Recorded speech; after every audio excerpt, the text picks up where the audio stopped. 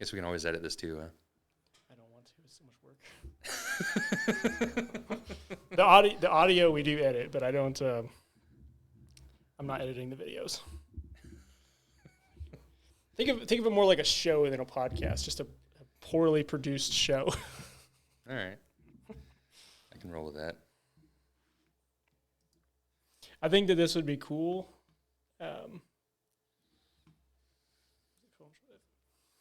I think that this would be cool to do, like with people like Jay, if it was easier to come up with like what to talk about. Like, I'm not a good interviewer. I don't know. I want it to just be like a conversation, but I think that that's more interesting to most people. Like just getting to talk to people that are doing cool stuff that nobody knows about. Yeah. I don't know. Like me, I'm really bad at like having conversations with people unless I have something to talk about, like something technical. Like, yeah, I could talk about like how to rebuild a 68 RFE all day long. Mm-hmm.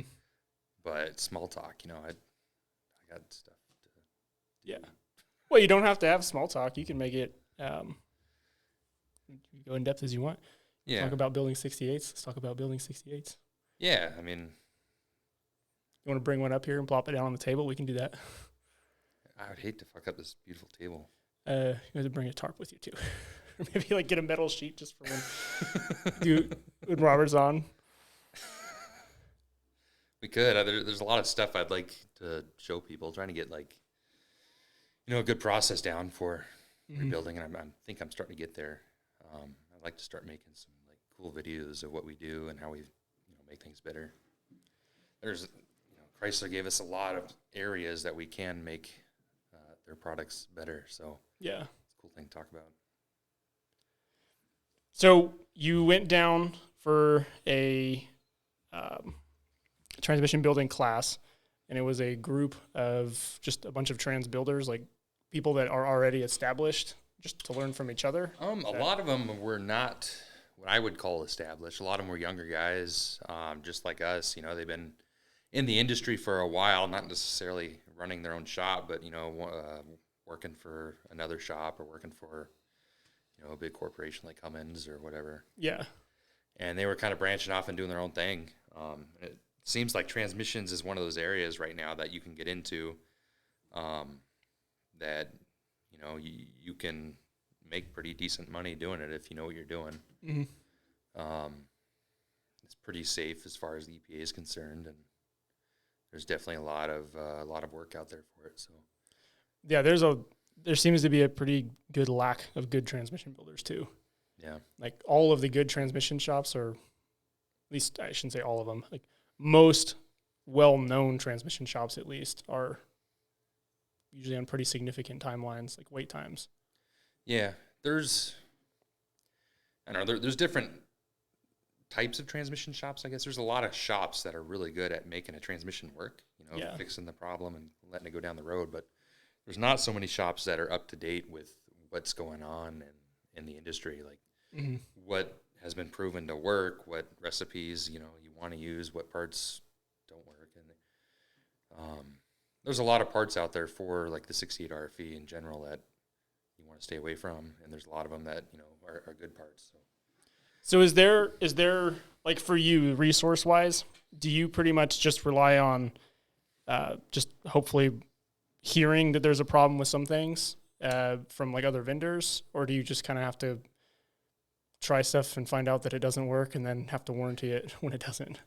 It's always best to hear from the vendors that you probably shouldn't use that part. You know, or we've had an issue with these, like pull yours off the shelf, whatever. Yeah, that's the best case scenario. But it doesn't always happen like that. Yeah. Unfortunately, not all customers understand when you're, doubling the horsepower on a vehicle, you are relying on some aftermarket parts to make things work, and the aftermarket doesn't quite have the same resources available to them like the OEM does to, make sure their parts work and they work correctly for a long time. So yeah, some of it, unfortunately, is trial and error. Yeah. I ideally identify the problem quick and take care of it. Yeah, I can think of a few times, like you, when you were first starting out with the the 6.7 transmissions, the 6.7 Fords, like, and you were pulling your trans like every weekend and putting it back in and trying new stuff. Yeah, I found out what worked and what didn't. Yep. Luckily, I learned a lot of that on my own transmission, so I didn't have to do With it on someone else's. But pretty heavy abuse on that thing too. Yeah, I think I got a recipe that works really well for him now. Yeah. Are they like on the 6.7s? What does it take to make them reliable for, I guess, like stock or stock tune guys, which is going to be the most common? I mean, they are a rock solid transmission from the factory. Tuning is usually the problem with them. Yeah. They're modern transmissions. There's so much. You have a clutch to clutch shift, so you have one clutch releasing, one applying, and if the timing on those shifts aren't perfect, you're gonna have bind up that you can't always feel. Yeah. Or you're gonna have a flare, and if that's not dialed in pretty much perfectly in the tunes, when you start adding power, it tears up the clutches. Yeah. So that's usually what I see when one comes in. Direct and overdrive seem to be the problem clutches in those transmissions, and I usually contribute it to bad tuning. Yeah. Well, in stock trucks really don't have trans problems that often, do they? No, I see a valve body here and there. You'll have a harsh shift concern, but yeah, they're rock solid. Like, Frank killed one in his F550, but Frank kills everything. Yeah, I would say. That truck I sold, he blew up the T-case twice now in that thing. Are you serious? Yeah. Well, that truck makes a lot of power though, and it sounds like he was probably not really turning it down for towing. Yeah, he told me he was driving 30,000 pounds. So. In four-wheel drive. You can't really complain at that point. But yeah, 6Rs are pretty solid. I don't see many issues with those. I don't see them very often at all, actually. I wish I saw them more. I like building them. They're probably one of my more favorite units to build, but see a lot of 68 RFEs, a lot of 4R100s. I think we got a pretty good reputation around here for building 4R100s because that's probably the most common one I see. Yeah. And some 5Rs and 48s. That's actually a good question. Like, can you run through like a general idea of what you would do to a 4R for like what normally I guess people would call like a stage 1 or a stock plus build or whatever, like something for sub 450 horsepower? What does that build look like? So that build, for me, 450 horse, I usually run stock clutches, stock friction material, stock counts. If you do a shift kit with stock clutches, it seems to hold power pretty good, and you don't get too aggressive shifts. Yeah. A lot of people don't like that as much as I do. So yeah. I dial it back a little bit.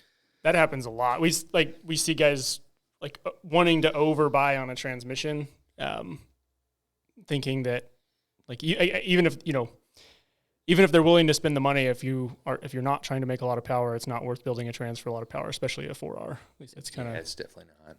Just the driving experience gets pretty bad. Yeah, and you're not getting any benefit out of it either. Yeah. So there's some areas to address. Center support will walk around. They actually wear into the case. So the fix for that is cutting about 50 thousandths off of it. And then you replace that material you cut off of it with a snap ring that sits in there, and then set the center support on top of that. See, that caused a lot of issues, burning up direct or forward. Overdrive snap rings will blow off. There's a snap ring to fix that. Actually, just 3 complete laps around. Spiral lock snap ring, whatever it's spiral called. Snap ring.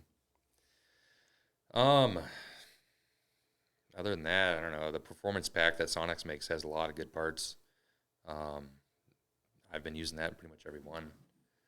I got some seals for the feed seals on the center support. Yeah. Little rubber seal that goes in there, and it kind of helps from the factory. It's more like an interference fit between the center support and the case, and as it wears, there'll be a little bit of a gap that opens up. You'll start losing line pressure. Apply pressure for the clutches through that. So the Sonex feed seals really help with that. Good converters. See a lot of converter failures on those. Do you have a good resource that for converters, like for that kind of build? Is there certain ones that you would recommend over others? For the most part, it seems like a lot of converter builders are doing, at least using the same parts. Mm-hmm. Sonex is usually making like the HD type converter. They're making all the parts for those, and a lot of builders are just installing them. That's typically like a billet cover converter is usually Sonex billet converter. Sonex parts used, I should say. Going past that, for like a high power type build, Gorin, Precision. There's actually a guy in California, DMP, that I've been using. They all make some really good converters. That's who I prefer to use on those type builds. But then again, if you overbuy on the converter, you start getting some pretty firm lockups. And, not everyone likes that. What's your thoughts from a trans builder standpoint? Keeping the transmission pulse width modulated or not? Converter pulse width modulated. I used to be, since we have the ability to tune here, I used to be all about leaving that thing in there. But man, there's been some trucks. I think you saw, especially early 99s. I don't know what it is, but like that one the other day, it was like a 6-second span where it ramped in the modulation on that converter, and it's not really controllable, as we found out. Yeah. In some cases, Yeah, so during that 6-second apply time of the converter clutch, you could just roll into it, and it would slip the converter, which that's no good. So if that thing didn't have that, it was just on or off, I feel like that wouldn't have been an issue. So yeah. I think I got a way now to, keep a soft apply or a non-aggressive apply on the converter clutch, but keep it on or off. Yeah. So I think I'm going to start doing that. Yeah. I just from the tuning side of it, I prefer them to be non-pulses modulated, just for issues like you just said, sometimes they work fine, sometimes they don't. But when they don't, when there's an issue, it can be impossible or very hard to fix it, and it just ends up being but I identify it. A lot of shops, I don't know if they'd know to look at that, or I could see it easily getting missed and just have repeat converter failures. Yeah, and that would get very frustrating for a lot of people. So yeah, I like the idea. I like being able to control lockup, or it's a really good tool to have if you have control of it consistently. There's just there's not that much control on 7.3, sadly. Yeah. They're kind of basic. Yeah, unfortunately. I think a better controller in those trucks could improve a lot of things. Yeah. So have you found, I know for the class that you attended / taught, Chris Garrett was there. We did with Sam Wise a lot. Chris Garrett didn't make it. Oh, he didn't? No, I wish he did, but. Gotcha. Is there Warren, Sam Wise, Chris Garrett, do you know if there's kind of a consistency on, for the most part, you guys, at least on smaller builds, do pretty similar types of things? I would like to think so. I haven't actually been into one of their units, so I don't know. I did work a little bit with Andy, and it seems like pretty consistently. Yeah. There's a basic build that it seems like what everyone does, and then they just kind of build off of that. Yeah. That's kind of what I do too. My HD unit, there's a lot of similarities between that and what I would call a stage 2 or HP unit. Mm-hmm. I mainly just start adding clutches to the HD unit, and that's where clutches, billet shafts, and that's where I'd start calling it a high power or stage 2, stage 3 unit. Yeah. I think it's interesting. I don't know much about transmissions, obviously, but I think it's interesting the approach that different shops take. Like Diesel Site, they build one transmission. They don't do anything different, whether it's for a stock truck or 1,000 horsepower build. And the only thing I guess that they change is they just start adding more billet parts or whatever. And I guess that probably helps with consistency on building them when you're shipping them all across the country. But definitely, That's they I mean, they seem to work great. I don't know exactly what they do, but they don't seem to shift too aggressively. They seem to work pretty well. They hold up fine. But I can imagine on older transmissions like that, it's probably the same types of things are gonna work for everybody, and probably end up on the same position for the most part. So you like 68 RFEs? Is that that's your favorite build, or that's just? I wouldn't say it's my favorite. I don't know, I don't mind them. They seem to. I feel like I got a pretty good recipe on them now, and they seem to work, which is nice. Yeah. What did you teach on when you were down at the class? So I tore apart a 6R140 in front of the class and a 5R110, and I kind of went through that with everyone. A lot of them haven't really been into the Ford units, which is kind of surprising to me because I enjoy building the Ford units. They're a lot easier. Well, yeah. I shouldn't say easier, but I'm more comfortable with them, I should say. So I went through that with the class, did the 6R140, tore one all the way down, put it all back together, just kind of went over what to look for, what not to do, what to do. Mm-hmm. Same thing with 5R110. Is there what's the differences between a 5R110 and a 6.0 and a 6.4? Are they basically the same transmission other than the converter? Yeah, they're pretty much the same. Can you just interchange them? Or just interchange the cores, at least? You can. Yeah, they did have some updates, like the 03, 04, 5Rs. I don't even like to build them, just because there were a lot of updates to that transmission. Yeah. And that was kind of the first generation of them. So typically I won't even take those in as a core. 05 and up are pretty similar. You'll see on the pump casting will be a 5C instead of a 3C. That's how I determine what year range it is. So 5C and 9C are the ones to go with. And does that like there's other things inside the transmission that are different based on what the year was or what the pump was, or is it just the pump that's different? The pump's the easiest way to identify it because it's external, at least the casting numbers on it. Yeah. But there's a lot of differences, like direct drum, intermediate clutches. The pump itself is different. Low reverse. I don't know. There's a lot of differences in there. So yeah. Is there differences between early and late 6.4 5Rs? Yeah. Okay. Not very many differences. The late ones came with a lot better low reverse planetary. That Sprague, the part that you blew up. The part I grenaded. Yeah. So the late style one is the one that's in there now. That's the one that holds a lot better. Sweet. Well, I'm not driving that truck every day, so it shouldn't have a problem anymore.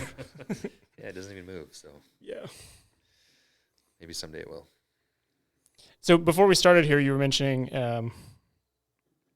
what it was like getting to see like a high production shop that has a lot of value in the industry, and just kind of see what that looks like from the inside. Because this whole thing happened at D&J.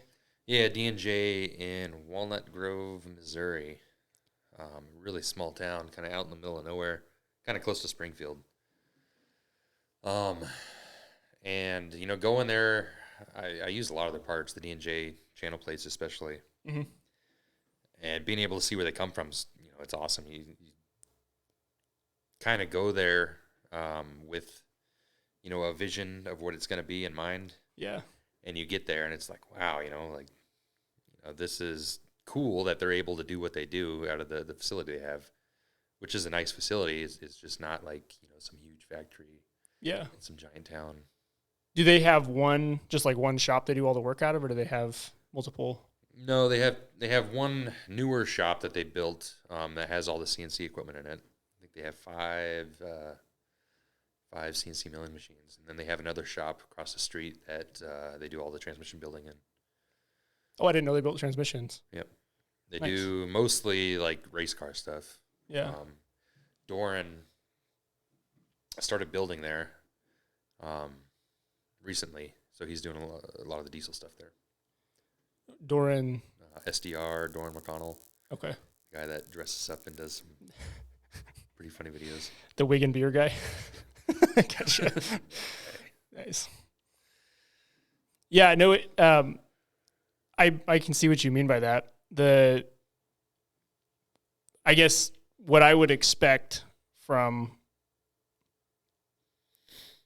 looking back to before we started or when we first started with this, and if I just if I wasn't in the position we're in, if we didn't have this shop and someone else is where we are now, and I just walked in and saw it, I'd probably be like, man, this place is cool, but also not exciting. It's just kind of, it's a shop, just people doing work. Yeah, I guess when you put it like that kind of the perspective I think is different.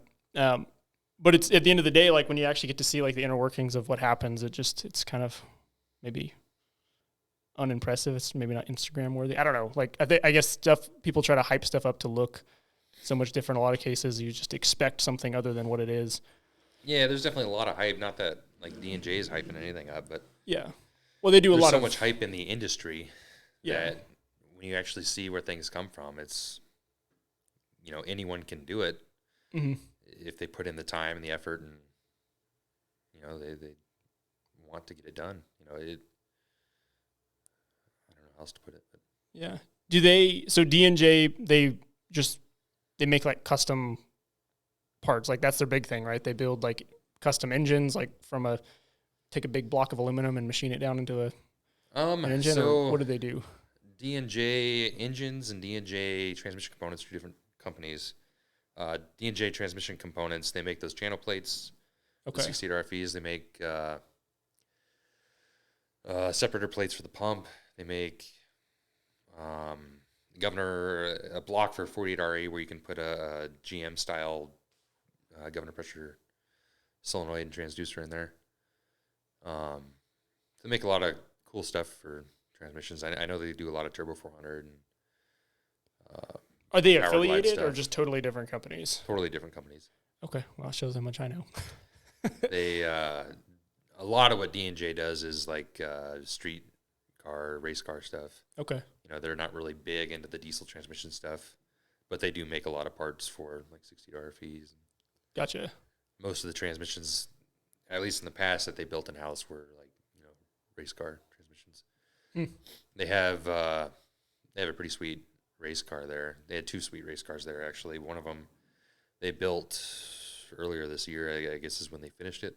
They raced it small tire street car, and they were going, I want to say 430s in that thing, in the 8th mile. Oh.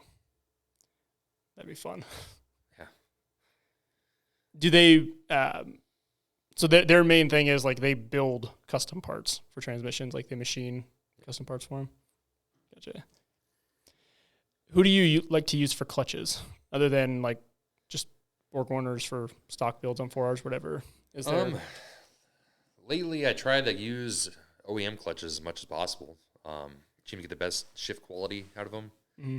And on the newer stuff, like 68s and the 6R140s, the OEMs put a lot of time, effort, and money into developing, these clutches and these clutch materials for these transmissions. Yeah. Knowing, what goes on during a shift inside that transmission. When you have a clutch-to-clutch shift, like I talked about earlier, there's a lot of bind-up going on, and it takes a certain friction material to be able to handle that and still maintain a good shift quality. So I think they really got it figured out in the most part. There are some good friction materials that work well in certain clutches, like overdrive brake clutch and a 48. GPZs work really well as direct in those transmissions. The GPZs just don't seem to do very well in the new stuff. So new stuff, I try to stick with OEM. And on top of that, OEM, the aftermarket companies have not been able to keep up with supply recently. So OEMs definitely can. Was there a shortage of BorgWarner clutches at the beginning of the year? Was that a thing, or? For a very brief period, but it seems like they have, the ability to pump out some product because they caught up and they've been really stable recently. Nice. Is BorgWarner one of the main producer of OEM clutches, or is there other companies too? Exidy, BorgWarner, those are probably the 2 big names right there. Gotcha. So we hung up this bird poop covered. Sorry, Joe. Banner here. Performance transmission products. Is that where you source most of your transmission parts or a lot of your transmission parts from?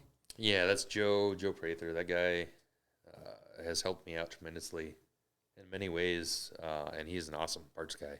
Yeah. So anytime I need something, I feel bad buying from anyone else. Yeah. Because he's so good. But he's also, he's the one that put on this transmission class. And so he obviously, on top of just like selling parts, like he wants the industry, anybody who's interested, to be good and definitely have, the resources that they need. And I think that's pretty freaking cool too. Yeah. There aren't that many shops doing that. Yeah, for sure. The industry needs more people like Joe. Yeah. I think I've only talked to him on the phone once, but he seemed like a pretty nice guy. Yeah. Yeah, I like Joe a lot. I was thinking of something I was going to say earlier. I don't remember. That's okay. I'll edit this later, so if it needs it. I don't remember how to mark. It doesn't matter. I'll find it later. What else we got to talk about? I don't know, man. I really think that we should just get shirts that say, I don't know, ill-produced or something. I don't know, just to come up with something like. When are you getting a truck? I don't know. Someday. Just kind of like life has been busy enough lately. I just don't have time to even care. Like, you gotta miss it though. Yeah, I do a lot. I mean, every day I go hop in a car or the Equinox. I'm like, this thing stunk. It was loud. Yeah, exactly. I really wish that I could pay more. Yeah. Anytime I hop in like a 7.3 or something older, something that's like, rattly or whatever, it's kind of like nostalgic, but I don't think I would appreciate it every day. Just hitting auto start. Although that little Equinox, it like when it was cold, it was like 15, 20 below the other day. I fired it up. I don't think I've ever seen a diesel roll that much coal. That thing smokes so bad. And I was like, that can't be a good thing. But apparently they just overfuel like massively when it's cold. So first couple seconds, just plumes of smoke. Kind of rather that not happen. But yeah, I don't know. I don't know what I would buy. That's the problem.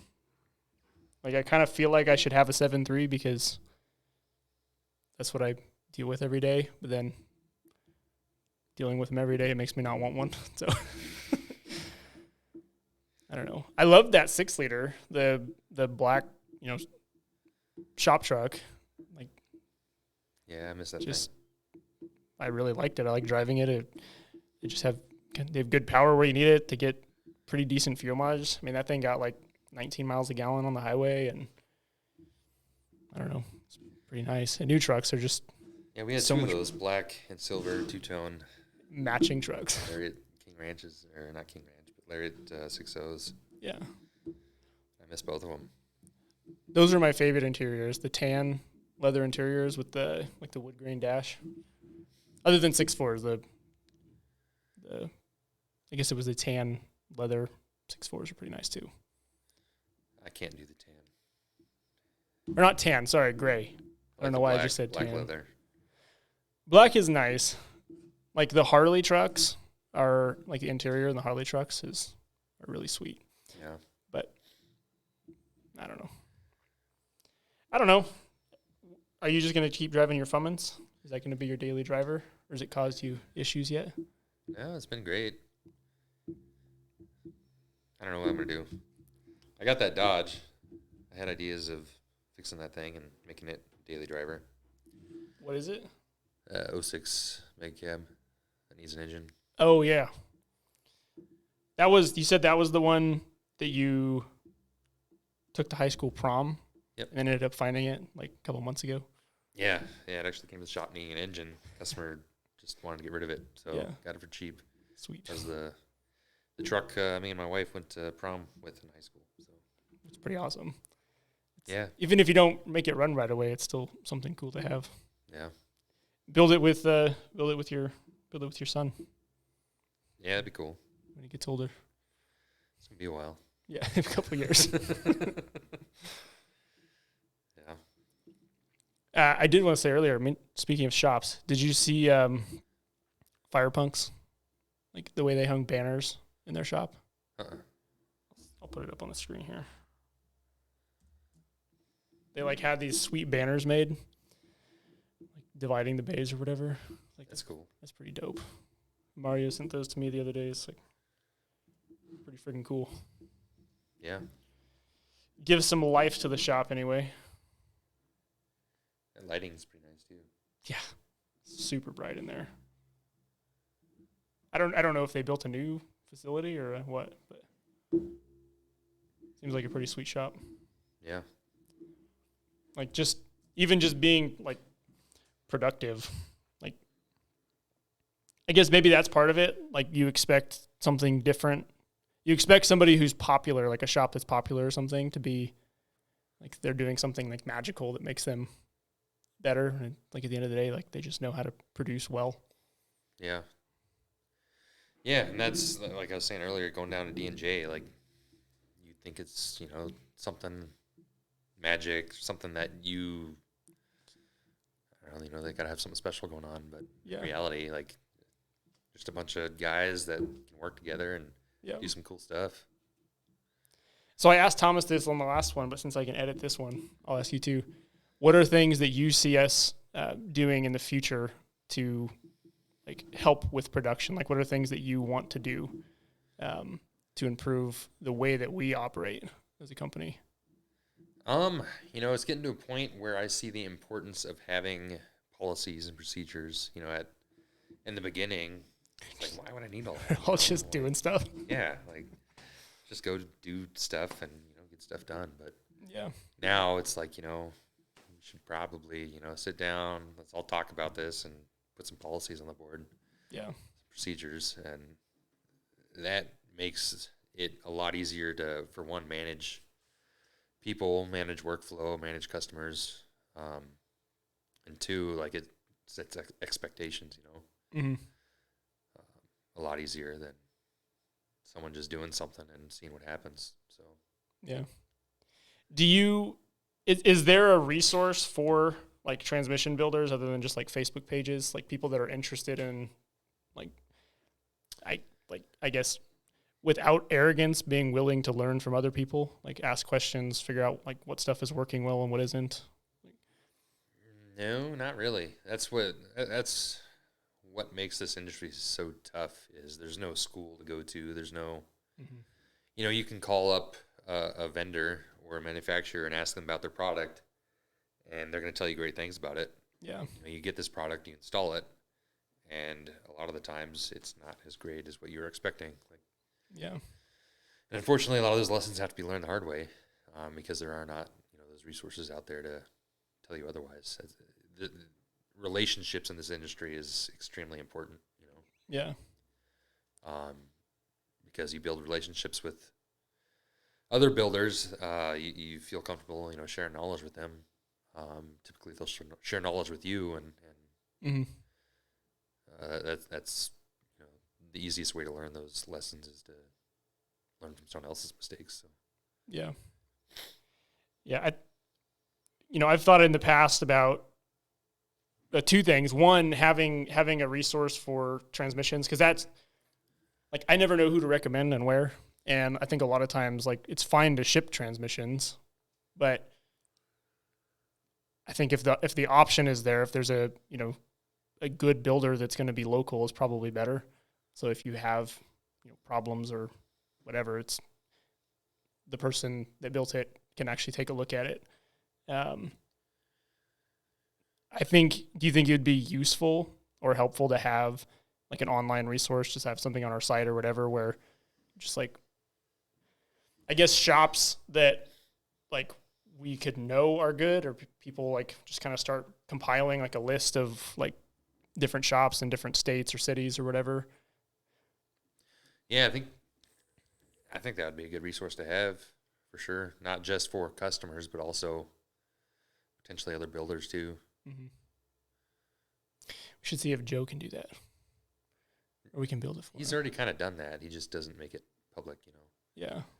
Anytime I have a customer, especially a customer that I've, worked on the transmission, say a year later, they're down in Idaho, whatever, they have an issue.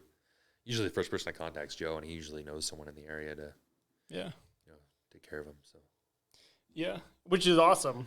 But that goes back to the problem of it's hard to know, it's hard to communicate between more people, or that there just isn't a lot of that happens. But then it's I guess who sets that standard? Other than you can trust Joe's word that whoever he'd recommend is going to be good, but who's the one that sets that standard? If you have a website that you're oh, I'd recommend them, So I don't know what to think about that one.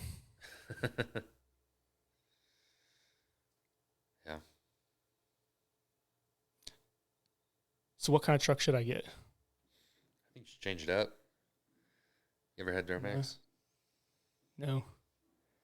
Now the price of everything is insane, so it doesn't really matter. But in the past, I kind of didn't really want a Duramax because they're so expensive in comparison to, at least I guess with older ones, that's probably more what I was looking at before. But yeah, I don't know. What your Duramax? What kind of Duramax? LB7 would be fun to play with. Are you gonna fix it when it breaks? I will help you fix it. No. Your version of I'll help you fix it is you watch me take it apart and then laugh when I can't put it back together again. Don't LB7s have a lot of problems though? Not really. They're pretty solid. Head gasket issues like every other diesel. You turn them up, and you usually have a head gasket issue eventually.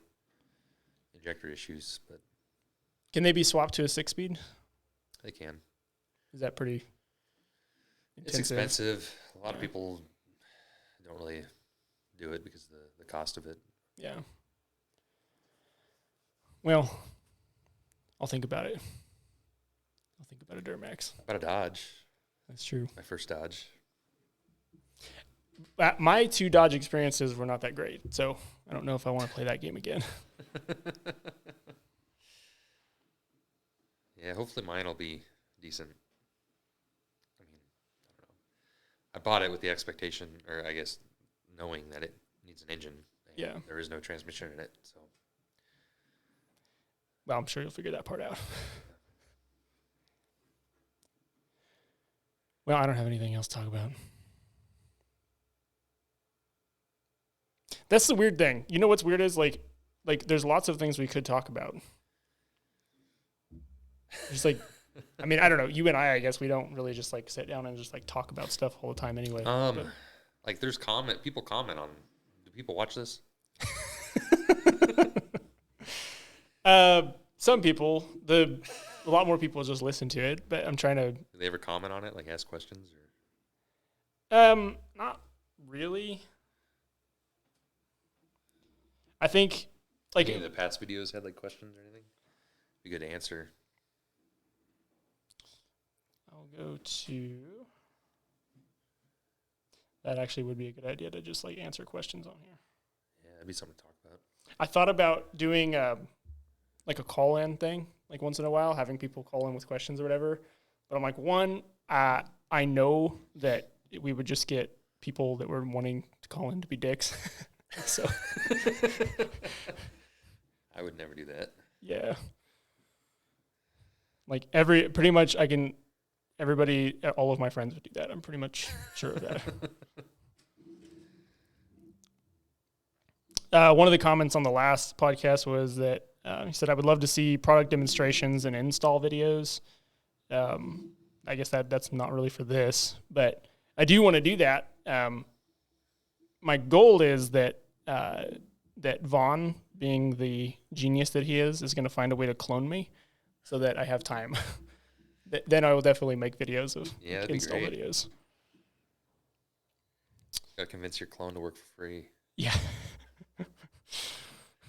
Well, if I'm cloned, it's fine as long as I get paid. He doesn't need anything. So.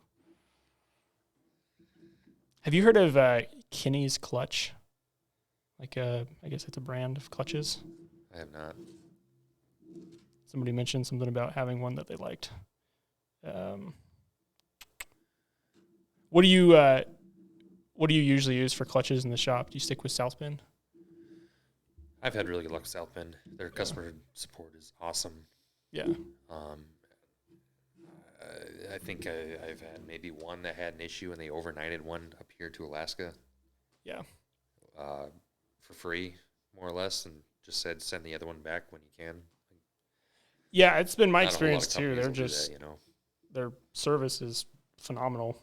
They there's if there's ever a problem, like if something gets shipped wrong or whatever, even though like we order clutches through like warehouses that sell them, I don't think we're just directly dealers with South Bend. Like you can call South Bend and they'll still take care of it. Like they'll send you return labels for stuff, like even if it wasn't their fault. Like and they just work well. Like I don't think I've ever like had issues like having to warranty something that broke or like them not lasting as long as they should. Yeah. Yeah, I've been really happy with them. I've had customers bring in other clutches for us to install, and I have not been impressed. A lot of the other companies are really noisy, or the clutch pedal's really, really heavy. Mm-hmm. South Bends just seem to work well and drive nice. None of these questions are really relevant.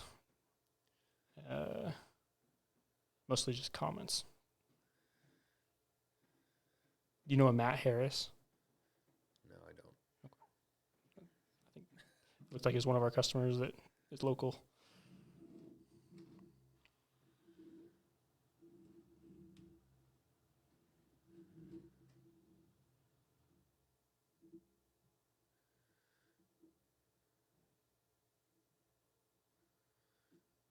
There's a lot of comments I haven't replied to. Oops.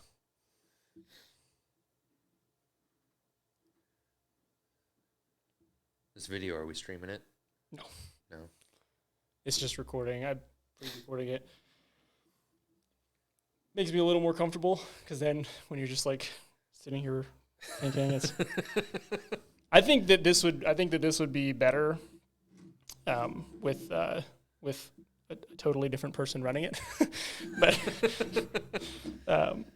with like three people, I think it's easier to have a conversation that flows. Like, yeah, I don't know, maybe find somebody that likes to talk a lot. That might be helpful too. Yeah, I think both of us are pretty much like don't really like to talk very much unless there's something to talk about. Yeah, but that's the thing. I really don't see that as an excuse to not just do this. Like, even if there's ones that kind of suck sometimes or I don't know, lame or whatever, because I think it needs to happen. Like, there's going to be enough stuff of value, like information that I think a lot of people could find useful. So I think it's worth doing no matter what. Before next week, we should post on our Facebook asking for topics. See what people want us to. I don't think topics are good because topics are too broad. I think that like asking specific questions would probably be better. What do you think? Let's do both. I need something to talk about. Yeah, that's probably a good choice. There was I had posted in the club page. Oh yeah, like when was that? Probably a year ago now. You had posted like a mentor there's like a mentor program thing on Facebook. Yeah. That we were gonna try to do. What is that? Do you remember? I don't know. I got a notification from Facebook that says your groups need a mentor or something like that. So I hit OK and figured I'd see what happened. Facebook didn't have much follow through on what that meant. Nah, well, there's, a bunch of pages of stuff, but I didn't read it, so I just hit OK. Yeah. So many posts.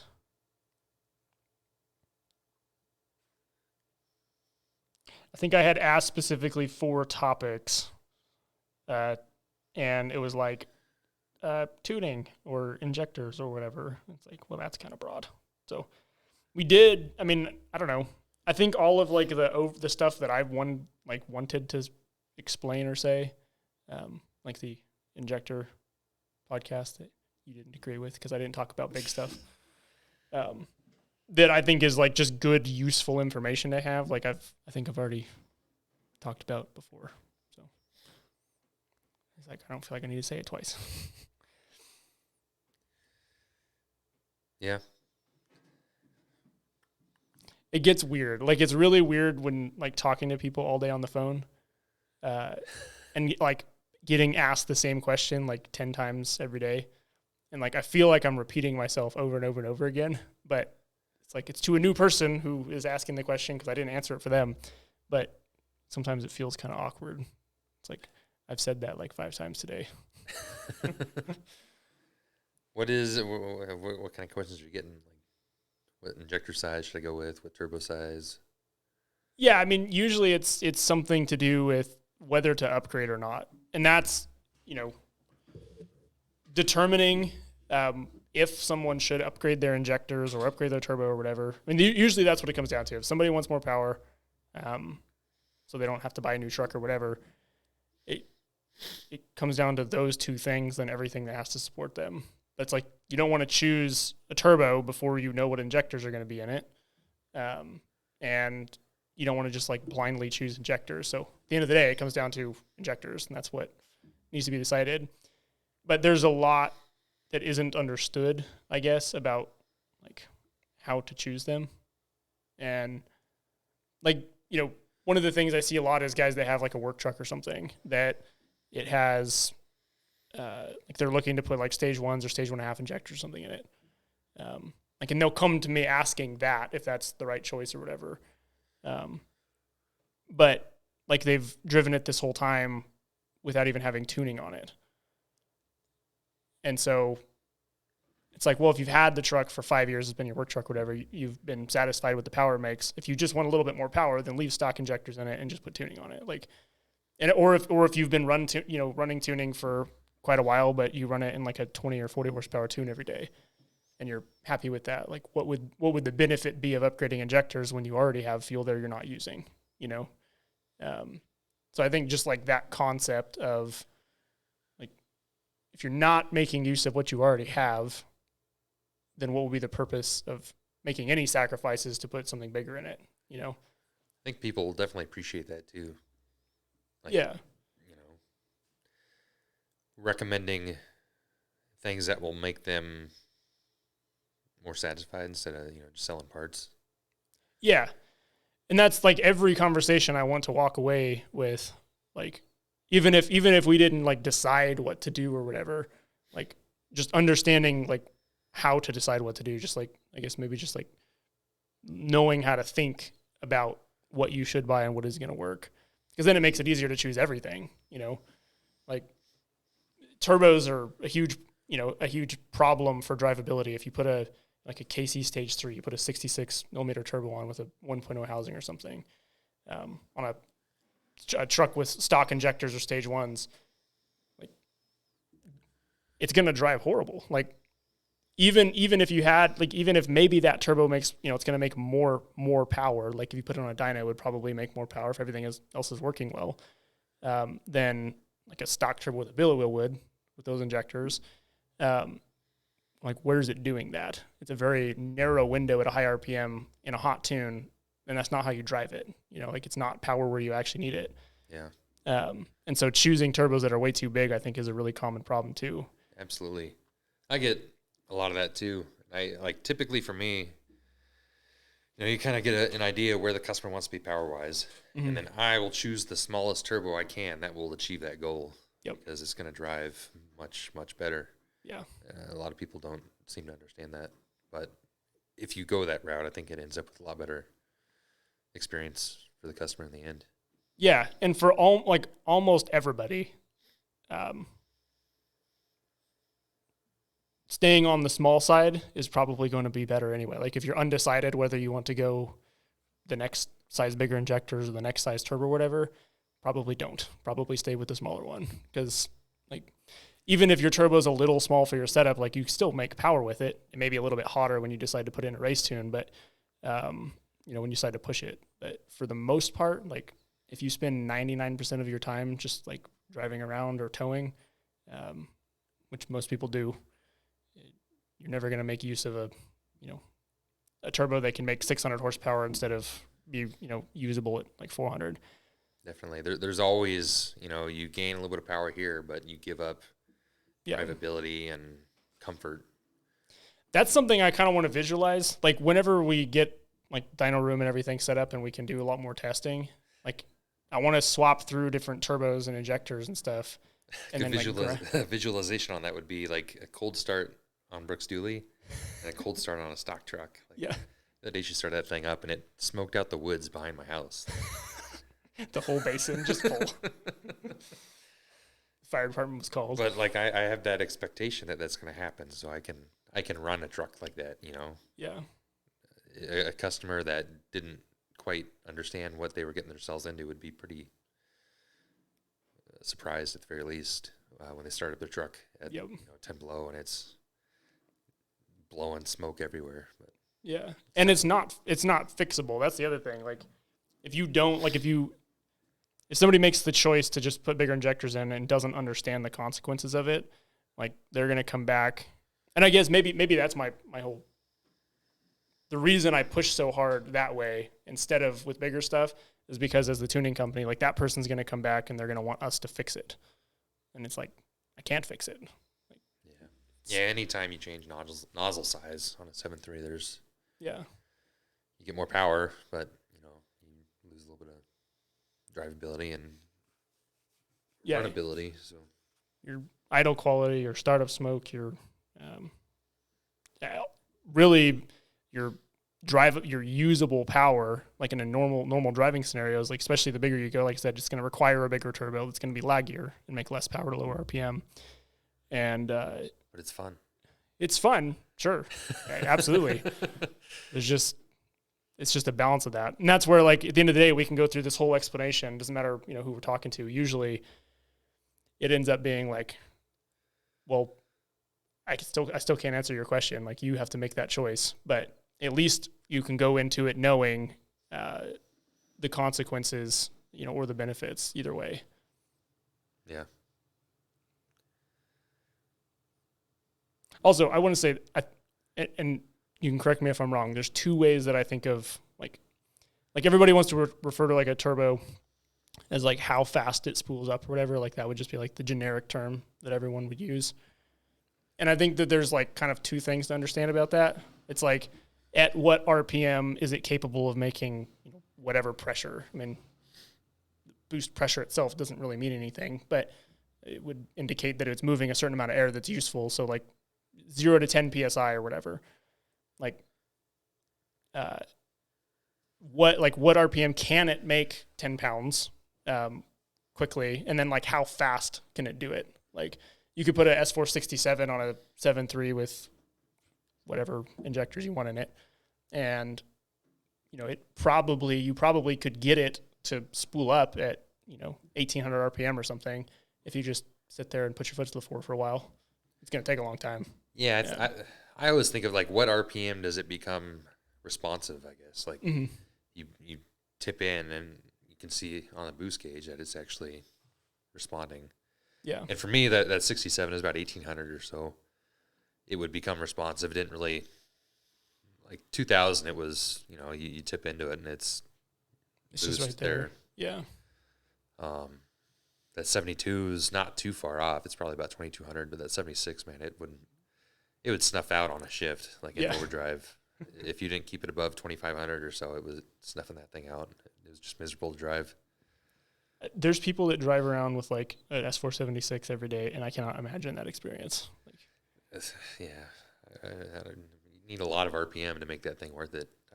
It wouldn't be peaking out power to what, like 42, 4300? Yeah. 7.3s just weren't meant to, I'm sure some people do, but yeah, they weren't meant to turn that kind of RPM. No. Well, I think that's good. That was about an hour. The other cool thing with the podcast is you can just like turn it off when you're done. You know, Yeah. I don't know. Vaughn and I were talking about that earlier a little bit. What is it exactly that we're trying, what am I trying to accomplish with this? Because at first it was just like, I want to get information out to people.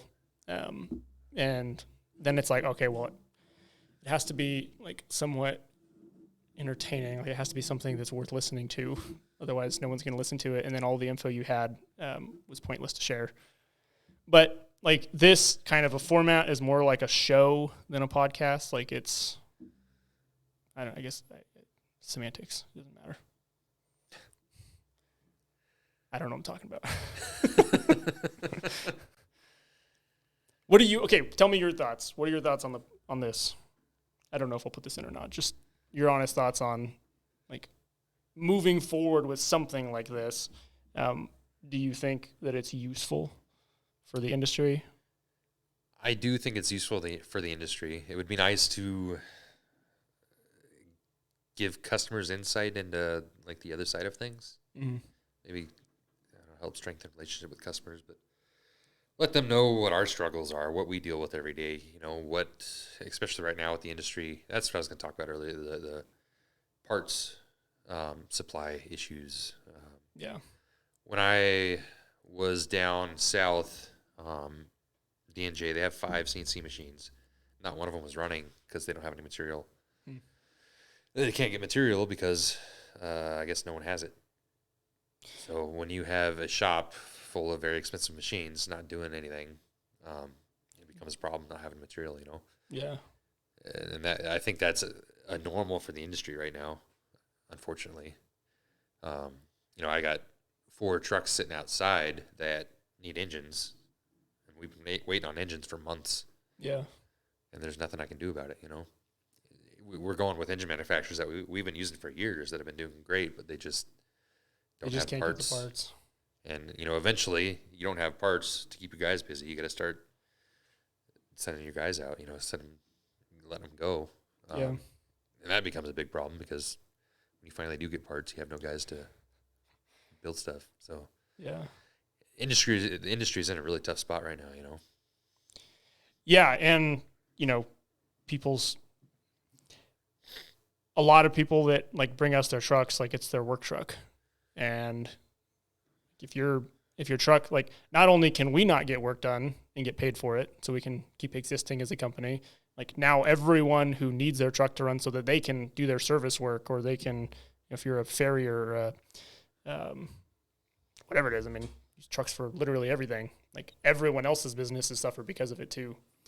Absolutely. Like and you know, automotive industry is not the only industry going through that issue right now. Like garage door industry, back in September, garage door companies here locally were telling people like, you might see your door next year.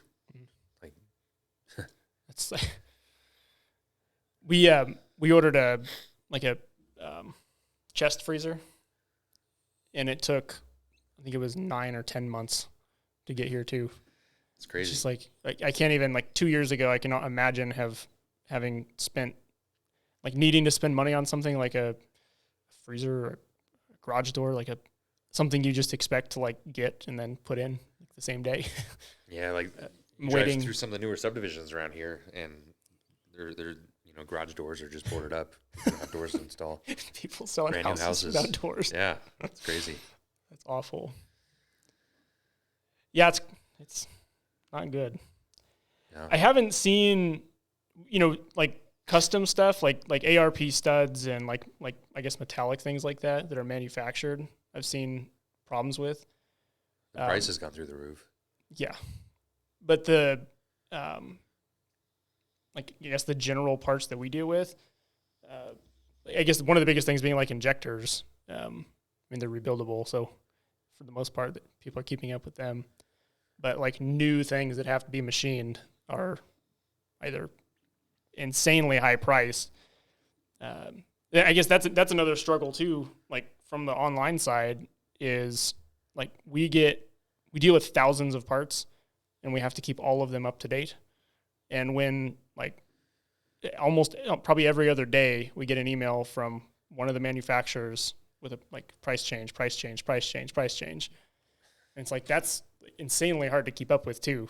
Like, and that's, you know, like Black Friday, normally there'd be, you know, everybody would be having sales and everything. And it's like, I think we have 3 brands that are having, like, relevant to what we do, like 3 brands that are having sales and anything, because a lot of them, like, they already can't keep up with demand. So there's no point in putting things on sale. Like, they can't, whether it's because demand is too high or they just can't get the supplies for it. But like, it's not getting better. So, yeah, I think about a lot too. Like that lift that we installed when we moved over here. There's a 6-month wait to get a lift. Wow. There's a lot of equipment that we have that, you know, if I didn't have that piece of equipment, it would be bad. Like the lathe, especially. You know, building transmissions without a lathe. I used to do it. I don't know how anyone does it anymore now that I have one. And if that thing goes down, you know, I couldn't get parts for that thing pre-COVID. Yeah. If that thing goes down, it'd be bad. So think about that a lot, you know. Yeah, I'm thankful, I guess, that, you know, haven't suffered because of it. Like, but I don't expect that we're not going to at some point, you know. Yeah. Like, we can usually work around whatever problems there are so far. But it's definitely getting a lot worse. Did they say, so if they do machining, like D&J does machining, and they're looking for like raw materials, where is the holdup? Did they mention like where the problem in the supply is? I think a lot of the issues is the port in California. Mm-hmm. I guess there's a huge wait for ships to get offloaded there. Kind of the bottleneck, one of the major bottlenecks for the U.S. has been there, from what I understand. But yeah, does metal, like most metal comes from overseas, right? It comes from like Japan and China, like most raw materials. Yeah, that's a big problem. Yeah, and we're gonna run out of fuel too. Did you see that our current administration decided to offload, I think it was 50 million barrels from our reserves. Huh. Offloaded them. So selling it or giving it to the, whatever it is, the OPEC or whatever. Oh, sweet. Yeah, cool. So it won't matter if your truck's broken because we won't be able to get fuel. So it'd be a problem. Perfect. Yeah. Huh.